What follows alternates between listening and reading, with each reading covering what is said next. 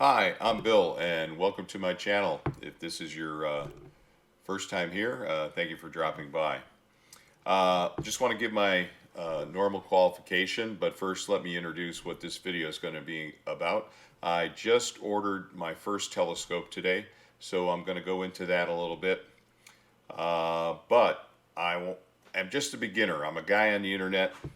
I've decided to document my learning curve, essentially, share with you what I'm learning. My commitment is to give you as much factual information as I can, but as a beginner, I'm going to get some stuff wrong. And I'm also hoping you will share some knowledge with me to get me up my learning curve a little bit quicker. But I'll tell you this: any mistakes I made, I'll share them with you, and I won't be embarrassed. And hopefully, maybe it'll save you some money, some time, or whatever. But anyway, I want to just quickly be specific about the type of astrophotography I'm looking to do. There's deep sky object imaging. That's what I'm looking to do, as opposed to more of a nightscape. And you'll see some of these images that other people do where you have like Arches National Park. It's in the summertime. There's a beautiful arch that's kind of lit, and then above it is the Milky Way. Or you'll see those images with the star trails. That's more nightscape type astrophotography. So let me show you exactly what I'm looking to capture. I'm looking to go after nebula and galaxies that this telescope has the ability to see.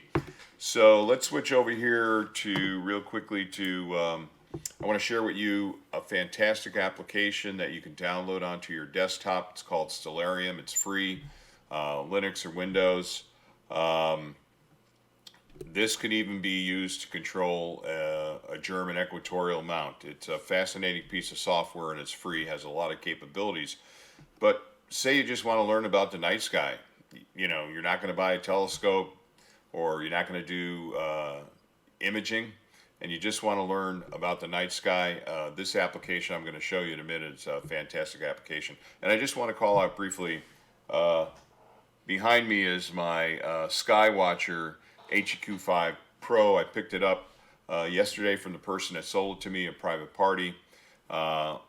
I powered it up last night, all the motors work and everything, and now I'm going to start to build the process to load things onto my laptop, so I'll be able to control that mount. It does have its own hand controller, but I want to do everything from my laptop. It's fully doable.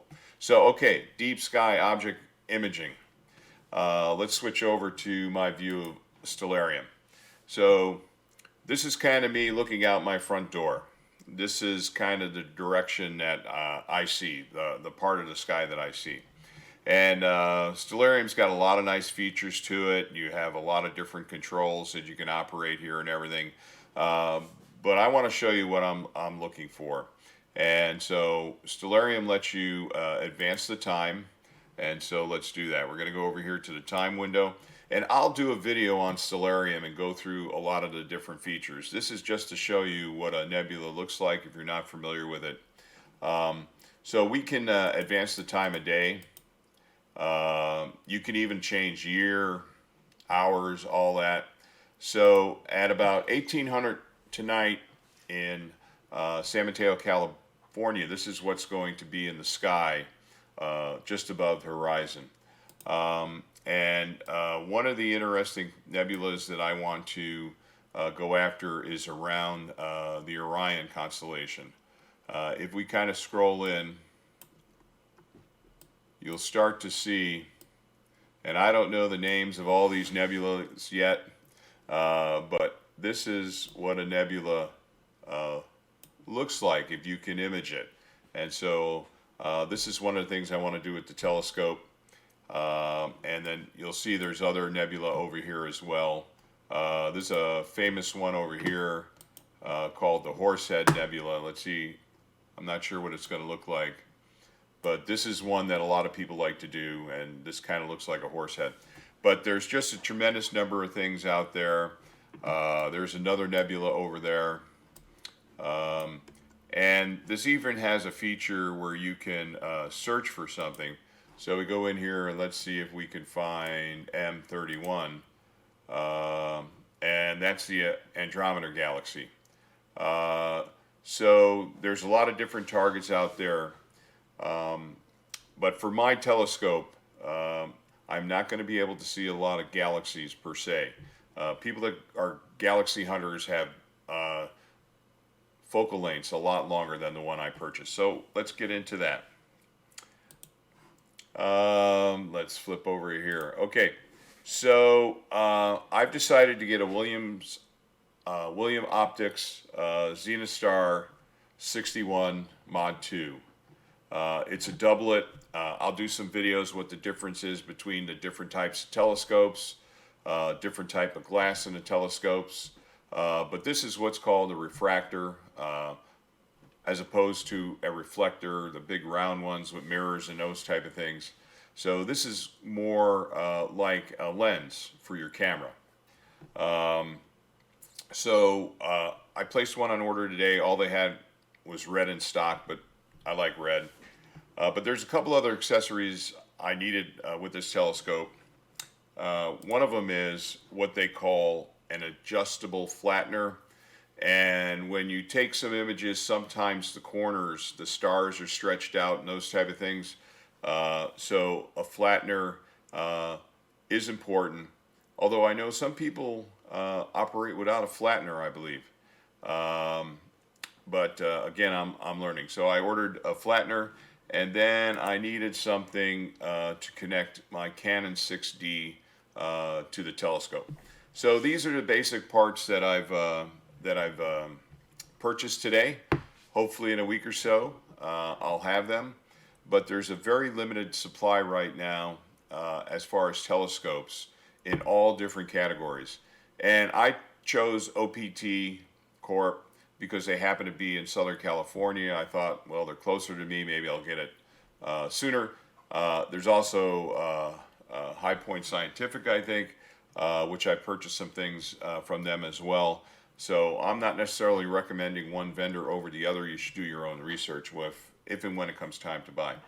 I did want to show you one more thing, and I don't have it here, but let me see if I can bring it up.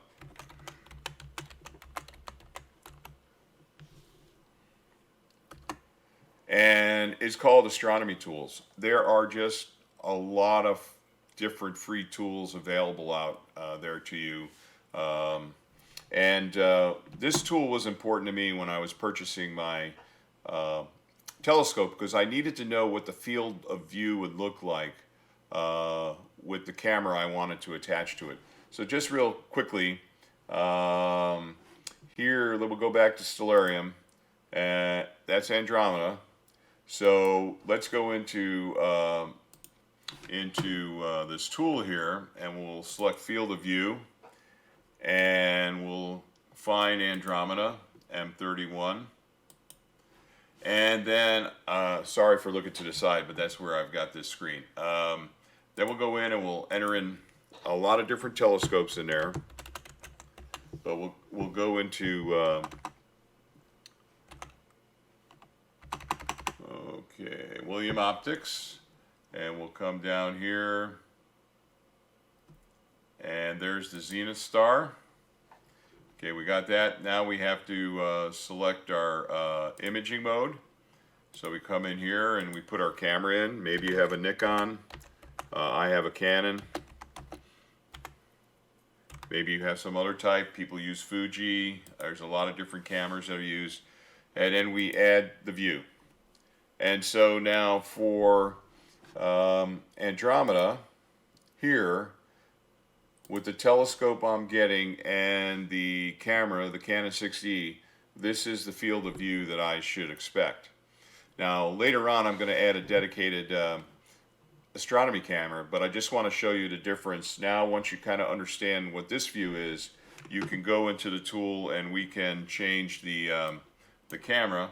So one that I'm thinking about is ZWO.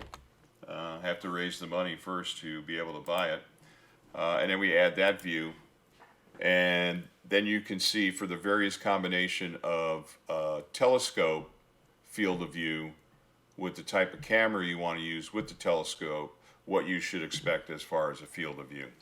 So again, just kind of wanted to update you what you can expect. Moving forward, I'll be making videos around the Skywatcher HEQ5 Pro German equatorial mount. And now I have a telescope that'll be here hopefully that I'll start with. I'll share those experiences as I put the pieces together, get it mounted on the equatorial mount, start to learn how to use it, position it, and those type of things. So that's what you can expect from this channel going forward. I'll also be digging into some of the post-processing tools that I'll be using, and I'll share with you what my roadmap is for later as funds become available, how I would like to add to the basic telescope and mount. There's things such as guiding scopes, there's autofocusers, those type of things.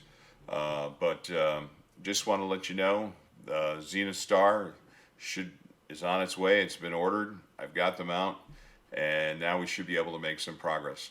And I still am going to go back and share some information with you on some of the research I did and how I got to the decisions I have made, and maybe that will be insightful to you. So anyway, if you like this type of content, please give it a thumbs up. As always, I welcome any subscribers. To those 9 subscribers I have right now, thank you for subscribing and sticking with me. I'll continue to improve the content that I'll be putting out about once every week. And other than that, I'm excited. Got a scope on the way, got my mount, a lot of learning ahead of me, and I think it's going to be fun. So hopefully you come along for the journey and subscribe. All right, other than that, till next time, thanks.